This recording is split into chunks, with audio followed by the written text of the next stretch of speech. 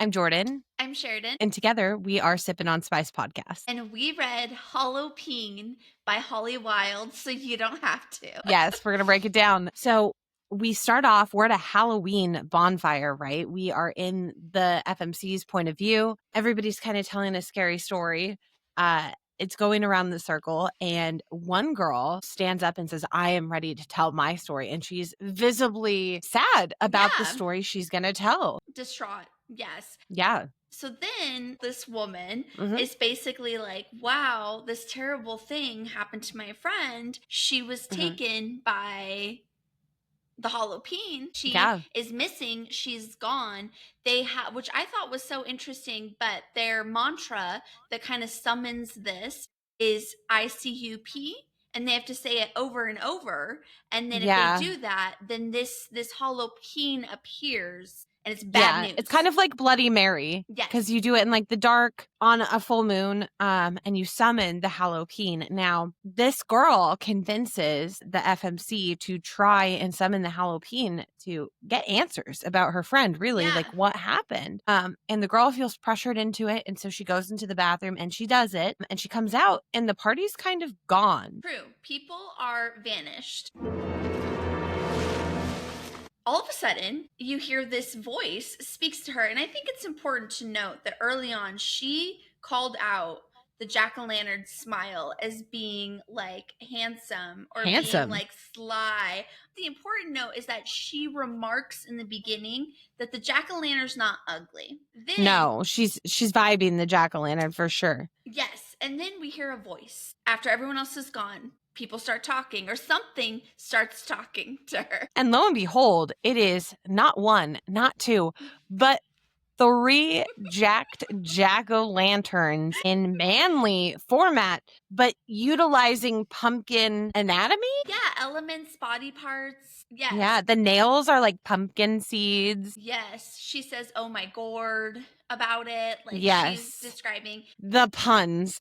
The puns are amazing. So then basically these 3 jack-o'-lanterns, I love how you said that, tell her that she belongs to them now, and they're not sharing. They're human. They're all about it. And basically they have one thing in mind, one track mind. Yeah, and that is to pumpkinify her by inserting their pumpkin seed into her pumpkin hole. I think the exact terminology you use is like cut up her guts or mess up her guts. They equate it to when you carve a pumpkin. Yeah.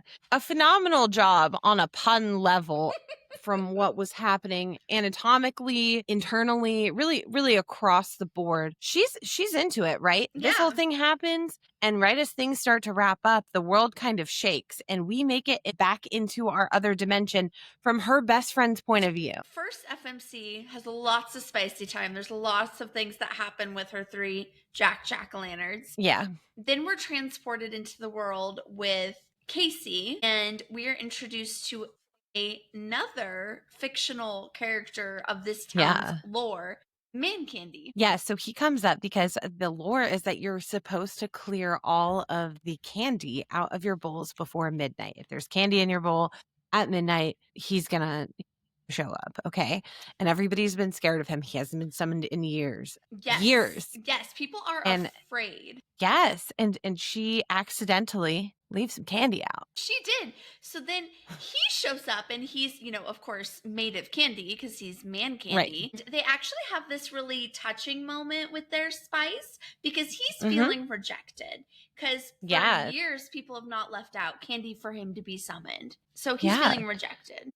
And he thinks it's like a happy summons. He's like, and he also can ferry people from their world to this, Hallowpeen world. And so they have dalliance themselves. And we find out that because he was summoned, it opened up the portal between the Hallopeens, the girls, the friend, and the FMC come back to our world with this. And Casey kind of runs upstairs with Man Candy and says she is willing to pay their portal fees to go to and from Hallowpeen Town. Basically, yeah, she's not mad about it. Like, again, they kind of have a touching, it's obviously very spicy, but they kind of have a touching thing going on. They have like a relationship. They do. We didn't get that with the jack-o'-lanterns. Yeah, and then we kind of wrap it up and, that was it. A lot to break down here in the Yes. actual, 100 how big was this thing? Was it I like think 150 exactly pages? 100 pages. Like, yeah. It was a quick little ditty. I honestly was surprised that we didn't get, like, the more emotional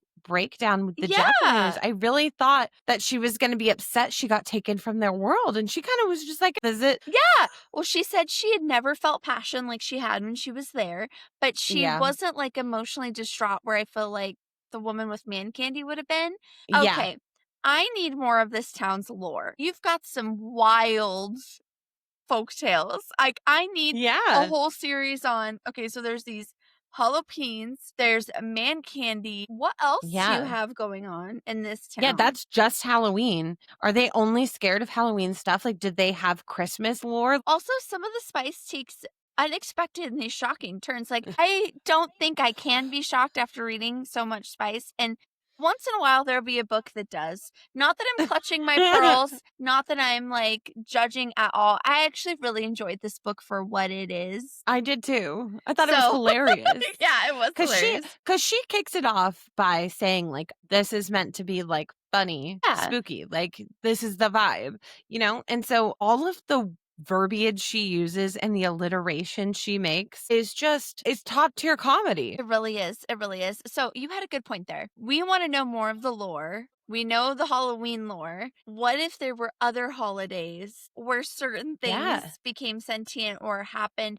What if there were yeah, other holidays lore? yeah. Think of the man candy could have 2 holidays. He really could. Valentine's Day, man candy could be summoned. If we think about on the calendar, we've got Halloween covered. If we think about the next holiday we would celebrate, you and I, Thanksgiving. Oh yeah. Who's coming to The call for turkey. Thanksgiving? Imagine he turns he's like, a picture okay, hear me out.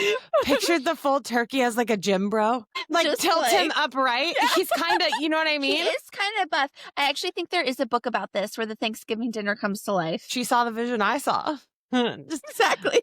90-degree tilt and we're in business. Super pumped turkey. It's got those additives. I'll give you a preservative. Exactly. You could get creative there. If you can summon a jack-o'-lantern True, or true. candy, you could really take anything. You really could. You really cranberry It's a sauce. matter of imagination, really. Yeah, cranberry sauce. How do you do that? Becomes a cranberry man. Manberry. Imagine okay, here. Okay. Imagine a ton of cans of cranberry, right? And it becomes a Okay. big like you mold it out of So it's like the cranberry. Tin Man from Yeah, Wizard of Oz? kind of. But Okay. gelatin. Other than that, really, I thought it was hilarious. I thought Mhm. I would read more of these. Agreed. I would read more. Again, they're pure spice, but they're fun. It was a good time. I enjoyed it for what it was. I did laugh actually, but in a good Yeah, I way. did too. Yeah. So I Yeah, enjoyed it. it was a fun one. So if you have it in you, If you want the Cranberry Man.